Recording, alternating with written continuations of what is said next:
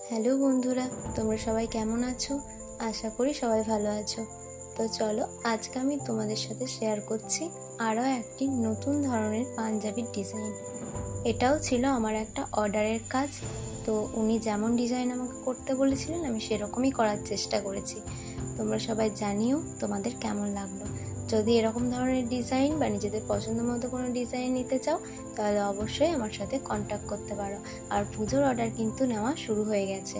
তো চলো, যদি কেউ অর্ডার করতে চাও অবশ্যই তাড়াতাড়ি আমার সাথে কন্ট্যাক্ট করো। রাধে রাধে।